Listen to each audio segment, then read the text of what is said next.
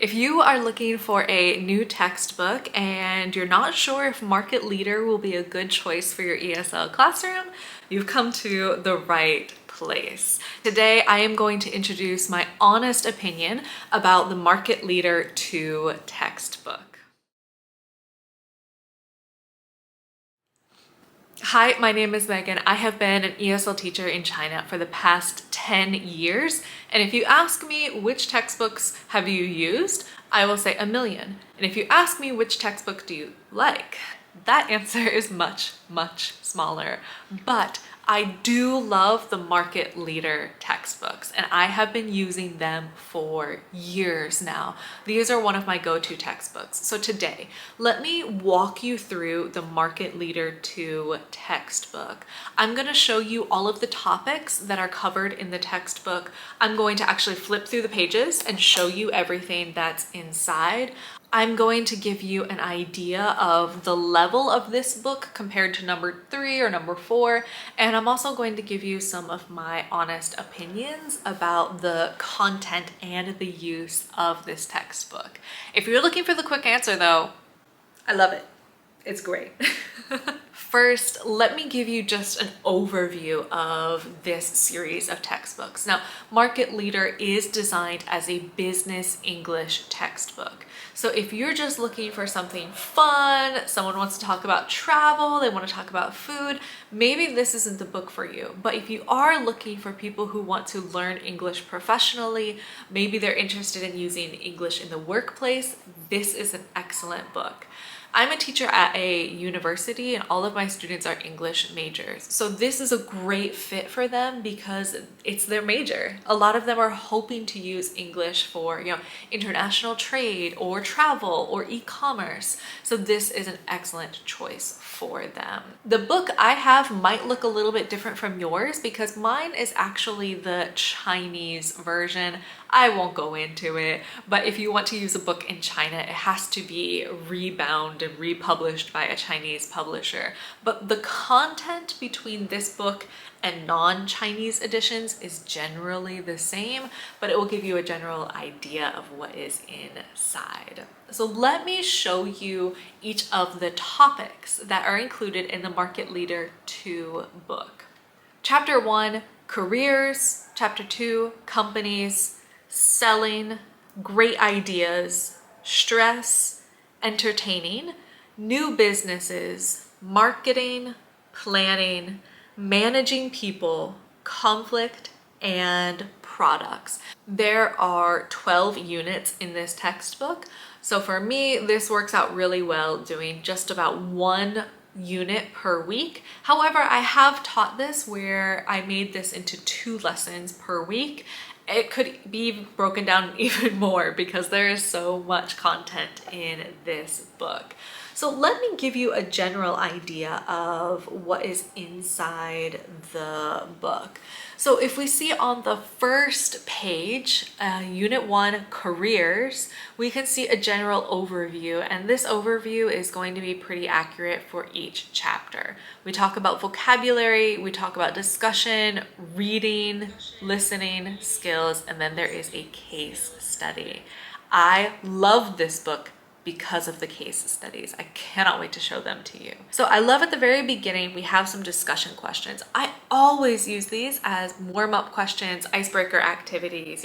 These questions are, how ambitious are you? Do you have a career plan? Where do you want to be in 10 years' time? Which of the following would you prefer to do? A, work for one company during your career. B, work for several different companies. C, work for yourself. If you wanted to, you could take each of these questions, have students discuss them for 3 to 5 minutes each, and that is a solid 15 minutes of class material just in that first section. In part B, you can see a quick activity. Here it's a matching activity. They just have to match what each department does. So who will work with figures, who will sell products or services. A really good way to get some basic vocabulary down. C, what should you do to get ahead in your career? This is an excellent discussion question. What do you think you should do to be more successful? Then we move to the vocabulary section. Now, if you really need to have a lot of material, you can definitely go through each of these. To be honest, I usually just choose one. I have 90-minute classes and there's just not enough time to do all the material in this book. So the first section, it says these phrases include the word career, match them. So what is a career move versus a career break? What's a career plan? What is a career path? Great opportunity to learn some native vocabulary. Then there is a listening section. If you decide to use these in class, they work really well. I love using these for homework though. You could assign these as homework later on. The students will just scan the QR code and then listen to it, write things down on their own. Complete the sentences with the verbs in the box. E, look at groups of words and cross out which ones don't match. For higher level students, this is generally a little bit easier, but for lower level students, it's quite complicated. That's another thing I love about Market Leader is they give you a variety of activities. If you have really, really low level students, then you can just focus on a lot of discussion and simple vocabulary. We can learn words like career move, and we can use that as a vocabulary word. But higher level students are able to figure out, do we say do a part-time work, do a mistake, do a 9-to-5 job, or do your best? As we turn the page, there's another exercise that's connected to part E. So students get to practice again using the words that they just learned.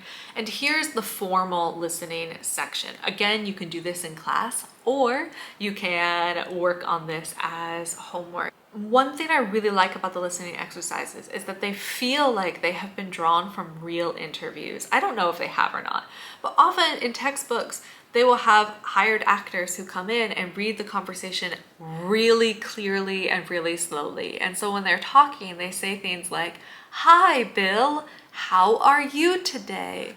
Which is great for beginners, but that's not how people really talk. So I find the listening sections are just challenging enough for most of my students. Again, there are a variety of exercises.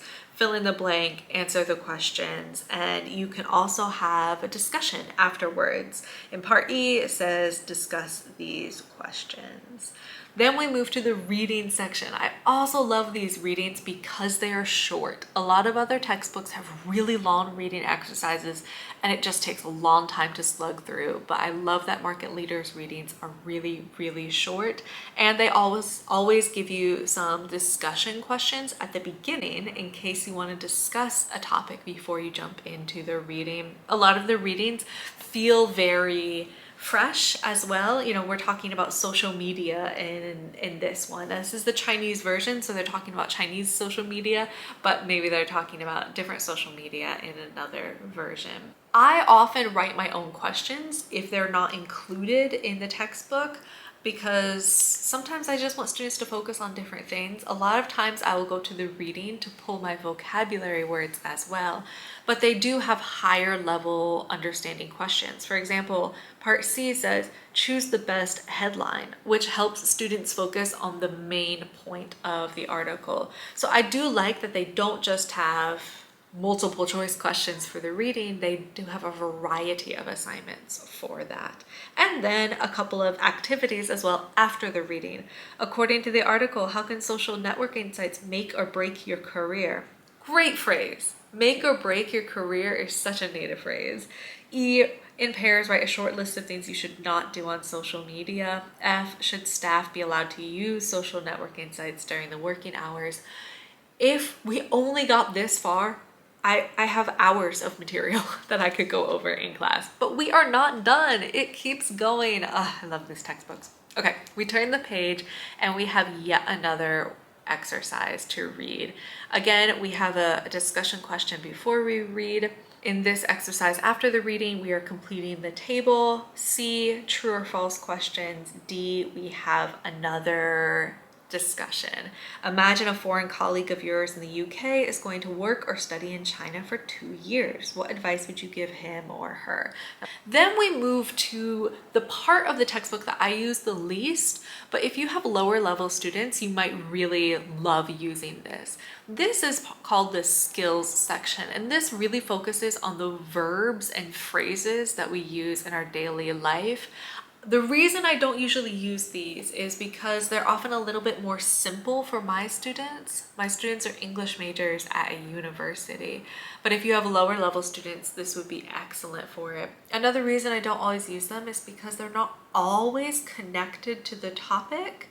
Everything else is very well connected to the main topic, but sometimes the skills section can be a little bit of a wild card. But in this one, actually, this one is useful. I might actually use this one. It says telephoning, making contact. If I had enough time, I probably would use this because it's pretty accurate. You listen to a couple of phone calls and then you learn the phrases and the vocabulary we use. One thing that my students often struggle with is the fact that when you enter the business world, you suddenly have to use totally different vocabulary than when you're just talking to your friend. And a lot of textbooks have very casual conversations, like, hey, how are you? What did you get up to this weekend? But that's not really the kind of thing that you will say when you answer a phone call at an office.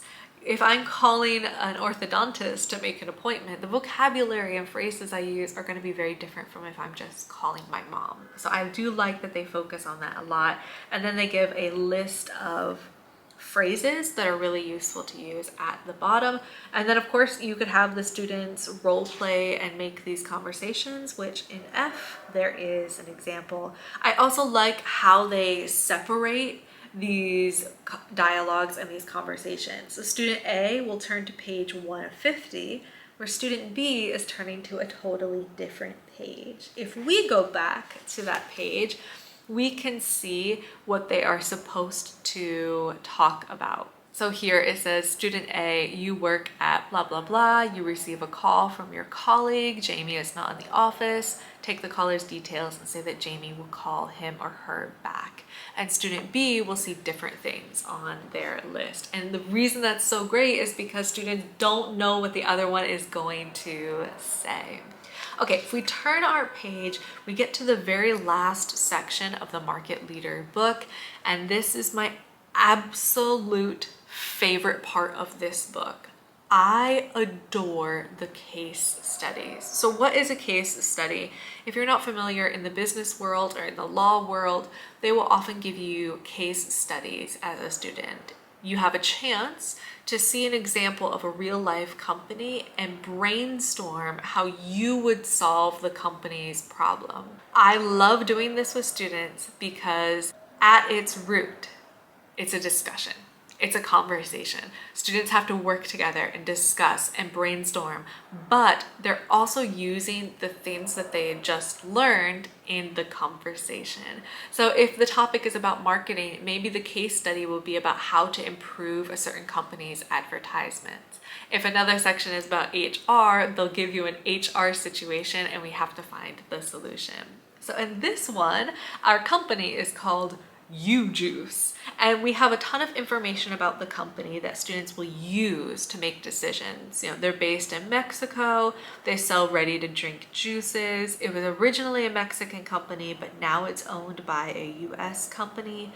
They're looking for a sales and marketing director. Here's a little bit of information about their recent sales, and their staff is a little bit unmotivated. What kind of candidate are we looking for? Then on the other page, we see 3 different possible candidates.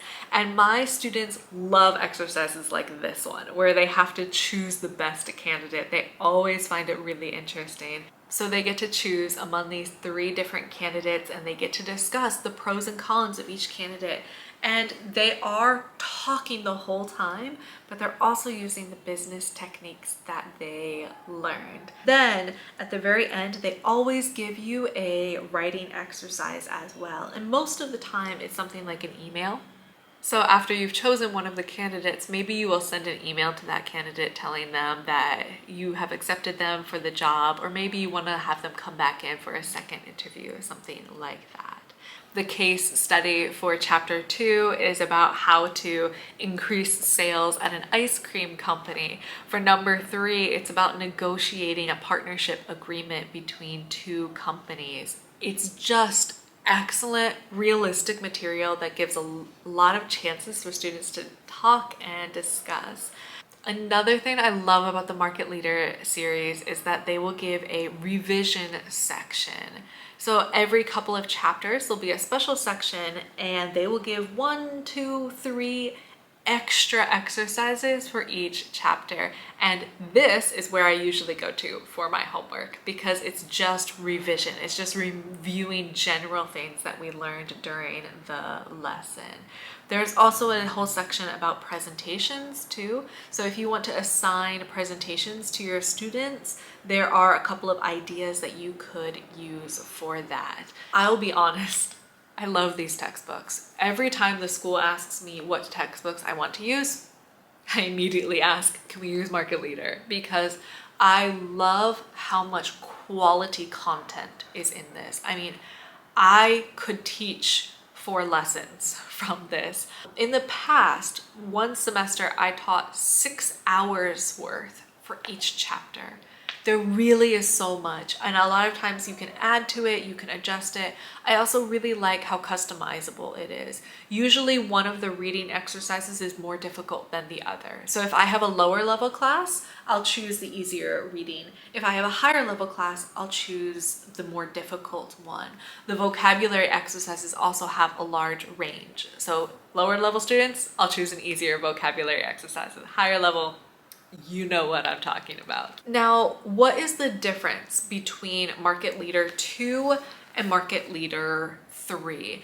To be honest, I think the jump between 2 and 3 is a bit significant, at least a little bit more than the jump between 3 and 4. What is so different about it? In book 2, I feel like the topics are a little bit more general. You could probably tell from the titles of them. I mean, careers, companies, great ideas, stress, entertaining. These topics are definitely able to be turned into business topics, but at the same time, they're really easy to simplify as well. The last time I taught this textbook, my students were a little bit lower, they were freshmen, and I usually teach this at the sophomore level. So what I did is I just made it a little bit easier. So when we talked about great ideas, instead of talking about trying to get angel investors for a company, we talked about creativity. Instead of talking about stress in the workplace and managing that as a manager, we talked about your daily stress and self-care and mental health. Instead of entertaining and small talk and choosing a venue for an organization, we talked about hobbies and movies and things like that. So I feel like number 2 is really easy to make simple if you want it to. Also, I think the vocabulary in number 2 is much more simple and the discussion topics are a little bit easier as well. For example, what do you think being successful means? Number 3, however, is a little bit different. Number 3, we're talking immediately about more complicated things. We're talking about brands, advertising, finances, international markets, dealing with cultural differences, ethics, leadership, competition. The vocabulary is a little bit more difficult in this one, and the topics are just a little bit more abstract. We have to really talk about what it means to be a leader. We really have to go over ethics and struggle with, what kind of ethical decisions should a company make. So the topics themselves are just a little bit more professional, a little bit more complicated. The vocabulary is also more difficult as well. So if you are looking for a new textbook, I really do recommend Market Leader. Even if your students aren't planning on using English in the professional world, maybe they would still be interested because there are so many great topics. If you want to see the full review of number 3, I do have that on my channel already, so I will link it down below. You can see me flip through all of Market Leader number 3. I just want this video to be a resource because I know how complicated it is when the school asks you, hey, what textbook are we going to use next semester? And I try to look for information online, but I can't really find out what's inside the textbook. So I just wanted to share this video in case you are looking for what is inside of Market Leader number 2. Hopefully you can make the best decision for your classroom and your students, but hopefully it was helpful. If you have any questions, definitely leave them down below. I'll try to answer them. If you have any other suggestions, or if you found any books that you think are really excellent as well, drop them in the comments below. We can all help each other out. We can learn from each other, get new ideas. If you would like more information, more advice, more inspiration, you can go to the website atlasteaching.com. You can also come back here for a new video every week. Okay, that is all for today. I will see you next time.